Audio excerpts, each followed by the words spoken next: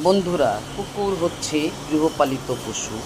এরা প্রভুভক্ত এবং এরা সহসায় মানুষের ক্ষতি করে না। এরা অতন্ত্র প্রহরীর মতো সারা রাত জেগে থাকে, রাস্তায়, পথে, ঘাটে এবং বাসা বাড়িতে।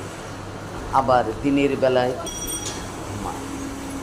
ক্লান্তি, সারা রাতের ক্লান্তি দূর করে তিনি ঘুমিয়ে। বন্ধুরা, সেই সাথে দেখেন হাঁসগুলো বৃষ্টির মধ্যে ভিজে টইটুম্বুর হয়েছে।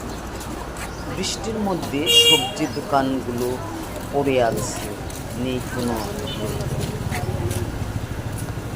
কাস্টমার, যার যার মতো নিয়ে যাচ্ছে। কুকুরগুলো তাকে পাশেই দাঁড়িয়ে বসে আছে এবং দোকান পহরা দিচ্ছে।